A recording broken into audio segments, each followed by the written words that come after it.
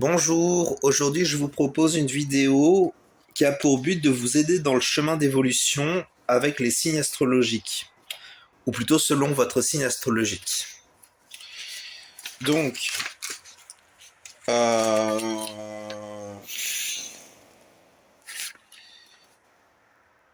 c'est une perspective qui consiste à dire comment évoluer, comment monter dans la lumière avec les qualités de notre signe astrologique. Donc, c'est vraiment tout un processus de mentalisation, de compréhension, d'accès à la lumière par rapport à notre soleil dans notre signe astrologique, plutôt le soleil tropical. Donc voilà pour ce que je voulais vous dire. Du coup, pour les béliers. Alors, le bélier, c'est souvent un signe où tout est acquis, quelque part, et pourtant il manque quelque chose. Et c'est ça quelque part enfin pas pour tous les béliers, mais pour certains béliers c'est le cas. Donc il y a comme une insensibilité aussi dans le signe du bélier, c'est-à-dire qu'il y a cette dimension très martienne de genre je suis dans le vrai et je vais pas me remettre en question. À cette dimension-là, quoi, avec le bélier. Euh, et pourtant, c'est vrai, il y a du vrai là-dedans. Le truc, c'est que les autres, ils n'ont pas le même niveau d'évolution que les béliers. Donc il faut quand même pouvoir intégrer le fait que il faut pouvoir coopérer et faire quelque chose avec les autres qui intègrent leur qualité, leur niveau d'évolution, avec leur niveau de compréhension sur la Terre aussi.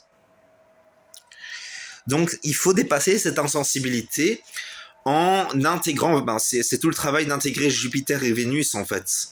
Le bélier, c'est Mars et Mercure plutôt. Donc il y a cette dimension de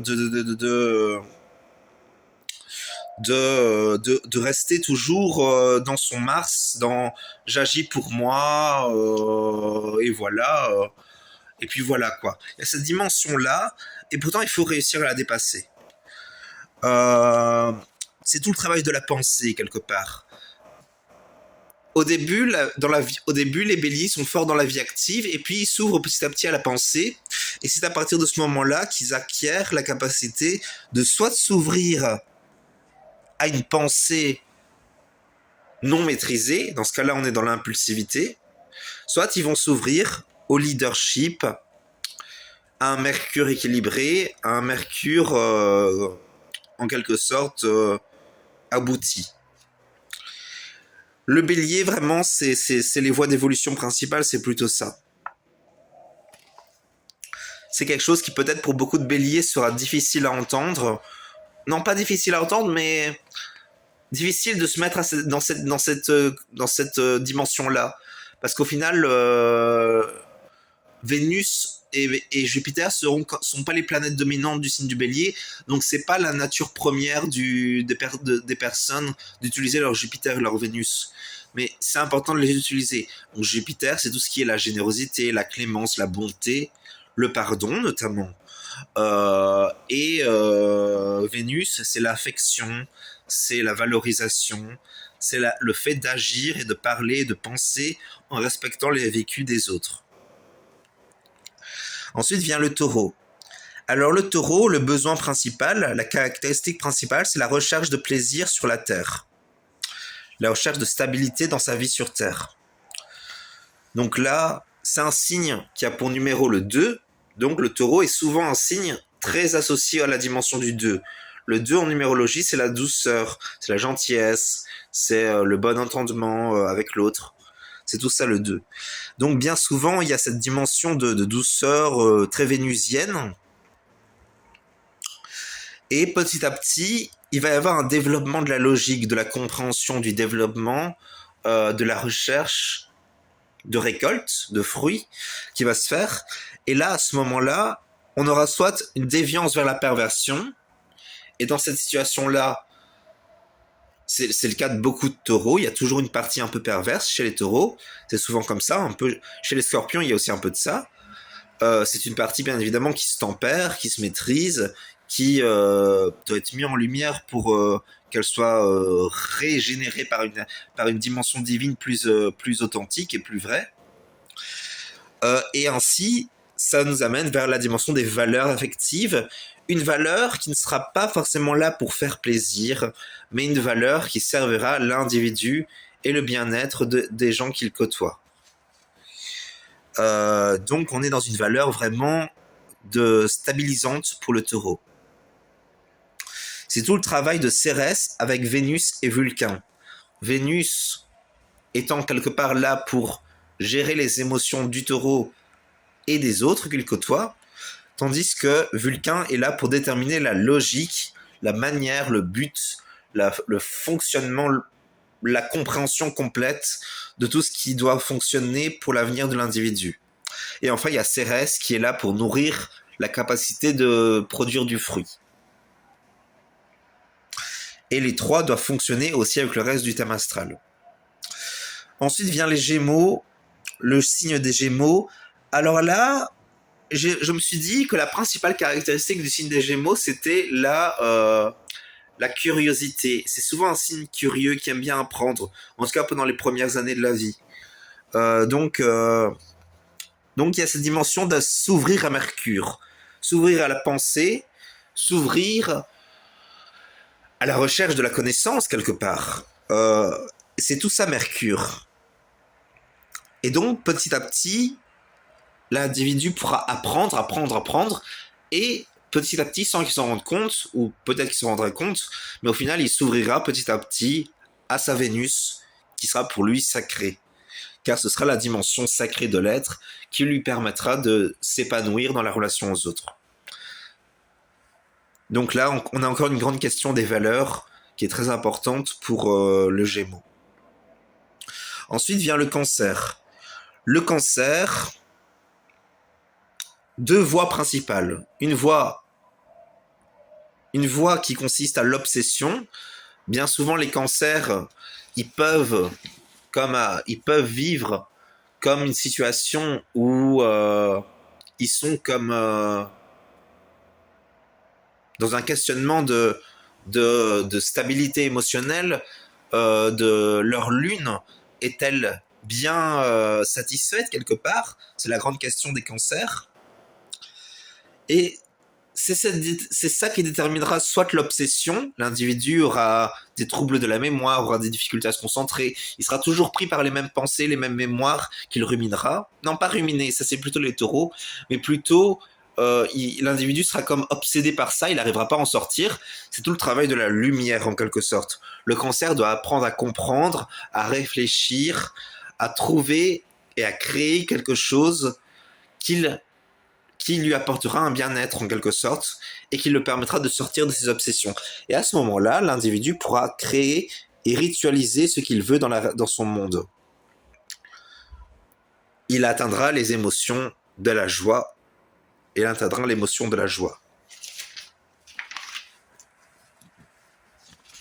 Le lion. Le lion est le signe qui a le plus d'ego du zodiaque. Bon, en réalité, les béliers en ont plus, mais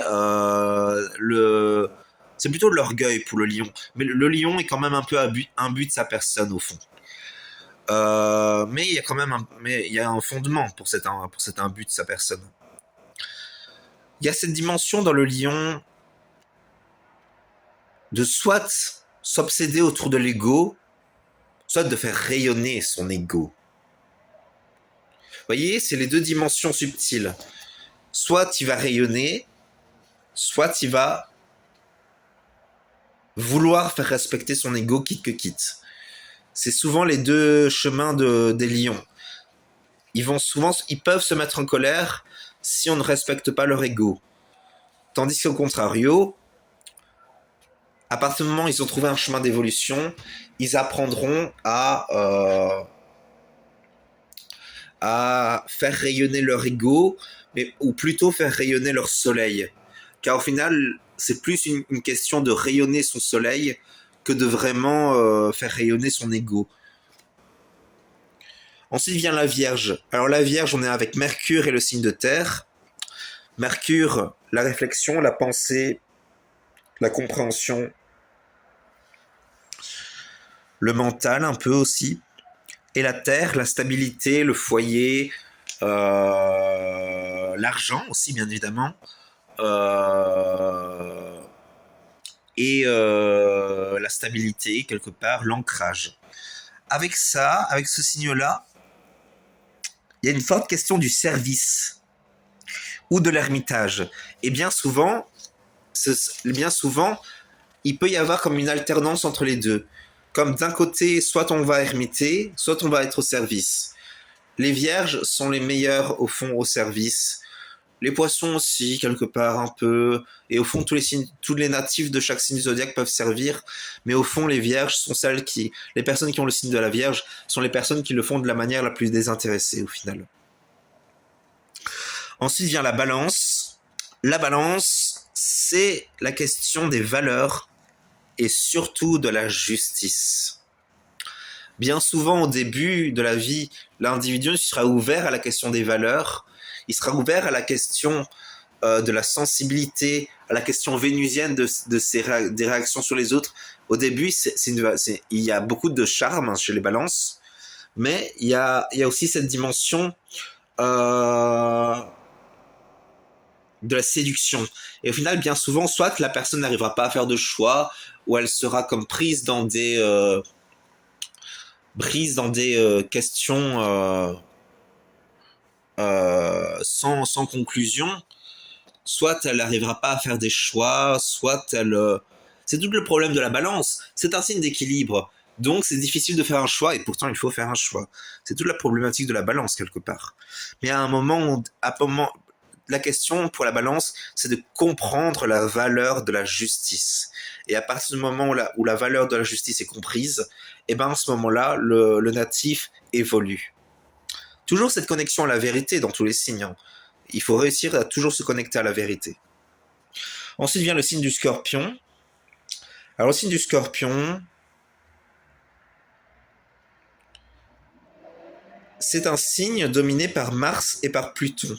Donc il faut agir et attirer à soi. C'est un signe fondamentalement lié au karma. Donc les scorpions, souvent, ils ont cette dimension en eux d'être comme un peu réactifs. Ils peuvent aussi être tout à fait pacifiques. D'ailleurs, beaucoup de scorpions évolués sont très pacifiques. Mais au fond, c'est quand même le signe le plus attaché au karma.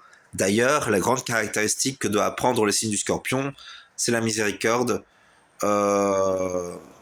C'est quelque chose de l'ordre du pardon aussi, de l'ordre de la capacité à comme être là pour illuminer la terre aussi. Le scorpion est un signe qui peut apporter beaucoup de lumière aux autres. Donc vraiment, et s'ouvrir aux autres. Important. Il faut s'ouvrir, il faut dire, ah, je voudrais faire ci, je voudrais faire ça. Ah, je vis ça, je suis traversé par ça, je pense à ça. Il faut s'ouvrir, il faut réussir à parler. Car le scorpion est un signe qui s'ouvre peu, et au final, quand le sujet apprend à s'ouvrir, ça peut créer comme une stabilité dans sa vie qui lui apportera de la paix. Il faut réussir à parfois faire des nouvelles expériences, peut-être pas trop, mais un peu de nouvelles expériences, c'est quand même bien pour les signes de la lumière, de la croix fixe. Donc Verseau, Scorpion, Taureau et Lion, c'est des signes qui aiment pas trop faire de nouvelles expériences. Le principe, c'est de faire peu de nouvelles expériences et d'en tirer, de bien percevoir la lumière à travers ces expériences. D'ailleurs, je dis ça parce que quelque part, moi, je suis quelqu'un qui aime bien faire des nouvelles expériences, alors que je suis un taureau. C'est quelque chose que j'ai appris quelque part. Car au final, chaque signe peut intégrer des qualités des autres signes. C'est une subtilité du zodiaque qui fait qu'on n'est pas... il y a une partie de notre âme qui est comme polarisée par rapport à notre signe astral, par rapport à notre thème astral, mais au final, on a toujours des qualités dans notre thème astral qui font qu'on peut quand même avoir comme un espace de développement, de liberté. Ensuite vient le Sagittaire, c'est la question de la sagesse et principalement la sagesse de la clémence et de l'expansion par la bonté. Donc, profonde question de la miséricorde aussi, de la bonté, de la clémence, de l'expansion aussi, la capacité à expandre, à augmenter sa dimension, son vivre, son vécu.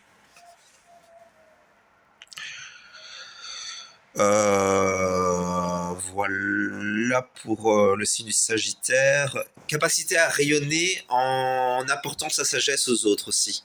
C'est un grand signe des enseignants, le Sagittaire. Ensuite vient le Capricorne. Alors le Capricorne,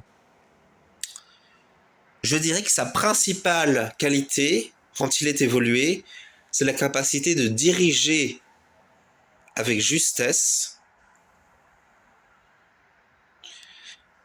sans perfectionnisme. C'est très difficile pour les Capricornes de sortir du perfectionnisme.